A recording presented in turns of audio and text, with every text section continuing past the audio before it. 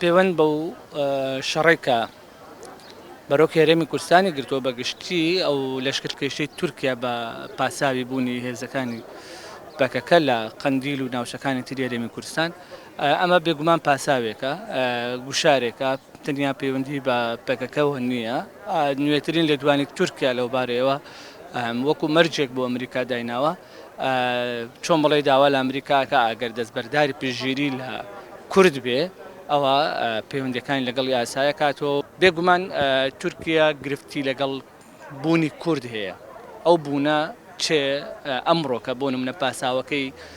پارتی کرێکارانی کوردستان یان پەکەکێ لە هەندێک ناوچەی هەرێمی کوردستان بەڵام خەوتە پەکەکە لە ڕۆژاوای کوردستان نییە ئەو مەرجە بەرامبەر ئەمریکا بەکارێنێ ئەگەر ئەمڕۆ تورکیا ئەمێ بۆ بچێتە سەر دوو بەیانی کارتێکی تری لەم جۆرە بەرامبەر بە هەرێمی کوردستانیش بەرامبەر بە ئەمریکا و عێراق و وڵاتانی ناوچەکە بەرزەکاتەوە ئەمە ئەومان بینی هەڵوێستی تورکیامان بینی لە ڕێفراندۆمیش کە چەندە دژی قوارەی هەرێمی کوردستان بوو کە قوارەیەکی دەستوریە بە ژێرەی دەستوری عێراق لە چوارچێوەی دەوڵەتی عێراقدا مەسەلەی ڕووماڵی میدیا لە بەداخەوە میدیای کوردستانی ئەوەی کە لە هەرێمی کوردستاندایە چۆن ڕووماڵی ئەم ڕووداوانەکە دابەش بووە میدیای کوردی بەشێکیان هەوڵەدەن ئەو بابەتە تێکەڵکەن پاساوی ئەوە بێنەوە بوونی پەکەکە زیانی زۆری لەو ناوچە کوردستانیانە داوە کە دەکەونە سەر سنووری نێوان هەرێمی کوردستان و تورکیا کە ژمارەیەکی زۆر گوند لەو ناوچانە چۆڵ بوون ئەمە تەنیا جۆرێکە لە شەرعیەتدان بە تورکیا کە تورکیا پاساوی هەیە بۆی ئەبێ پەکە چەک دابنێ بێگومان ئێمە لەگەڵەوە داین وەکم لەگەڵەوە داین کێشەکانی کول لە تورکیاش لە سەرمێزی دیالۆگ چارەسەر بکرێتن بەڵام تورکیا لەو بەڵێنانی کە پێشتر بە کوردیدا بوو لە هەمووی پەشیمان بۆتەوە جۆرێک لە ئەوە هەیە متمانە نییە لە بینی هێزە کوردیەکانی باکووری کوردستان لەگە دەوڵەتی تورکیا دەوڵەتی تورکیا سیاسەتی کاتکوشتن بەرامبەر بە هێزە کوردەکان لە باکوورە باتە سەرەوە ئەگەر پەکەکە ئەمڕۆکە بۆ نمونە پاساوێکە بۆ تورکیا ئێوێ دەسوەردانی سەربازی بکە لە هەرێمی کوردستان خۆ هەدەپە حزبێکی سیاسی مۆڵەت دراوە پەرلەمانتاری هەیە لە تورکیا لە پەرلەمانی تورکیادا بەشداری پرۆسی سیاسیە لەوێندەر کە ئەمە خواستی تورکیا بۆ مناڵێ بابێ بەشداری لە پرۆسی سیاسی بکاتن ئەوە تا هەدەپە لەوێ هەیە بەڵام بینیمان لە دوای هەڵبژاردننی 2010 سیاسەتی قەیوم بەرامبەر بە ناوچە کوردستانیەکان بەڕێوەچوو تا ئێستاکەش ڕۆژانە پەرلەمانتاری کورد لەسەر ناسنامەی کوردبوون ڕوبەڕووی دادگا کرێتەوە و ئازا دەکرێت ئێستا کە من و تۆ قساکەین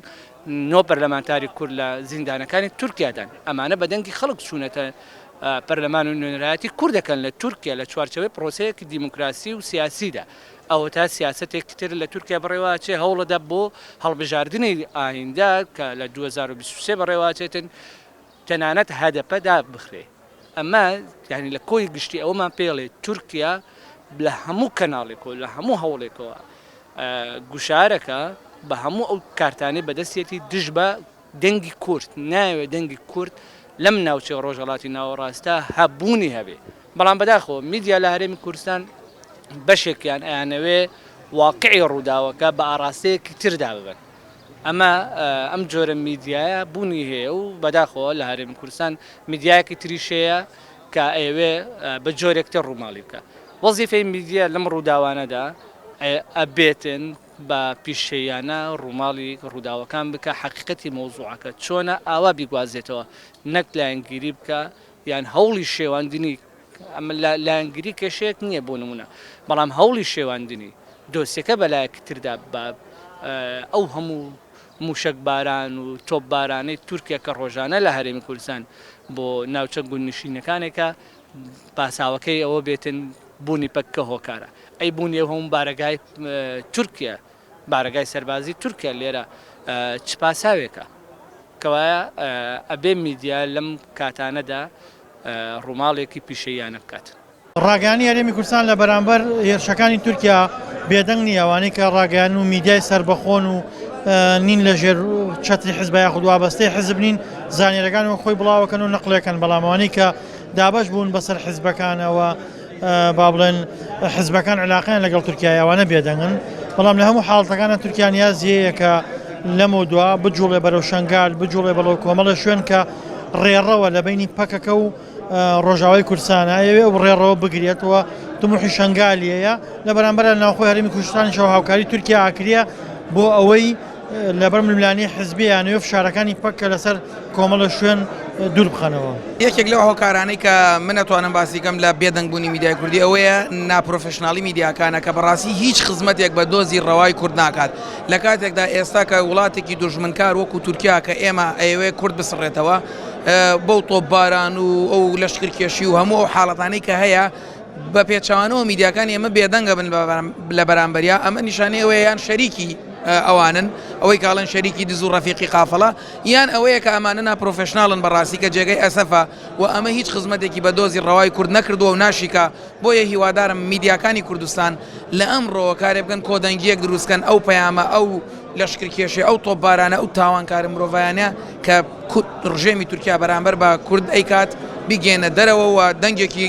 کۆدەنگێکی گەورە لە ئاستی نێودەوڵەتیە لەسەری کۆ بکەنەوە هیوادارم ئەمە بێتە دی چونکە بەڕاستی کاری میدیا ئەوەیە. ئیشکالی گەورەی ڕاگەیاندنی کوردی کە ڕاگەیاندێکی نەتەوەی نیە ئەوەیە دابەش بووە بەسەر حیزب و ئەجێندای جیاواز و گروپی جیاوازە کە ئەمەش خەمەڕ نەتەوەیەکەی پشتگوێ خستووە بێگومان ئێمە لە بینی 3-4 دەوڵەتی داگیرکەراین وەکو کورد ئەمە مەسەلەن بە بەردەوامی ئەکەوینە بەرهێرشی هەم ڕاگەیاندن هەم هێرشی کللتوری هەم هێرشی عەسکەریش بە تەنانەت ئێمە گرنگە کە ڕاگەیاندنی کوردی ڕاگەیاندێکی نەتەوەی بێ بۆی هۆشیاری نەتەوەیمان باتە ئاستێکی تر وەکو هەڵوێستێکی نەتەوەی دەستە جەمعی بەرامبەر ئەو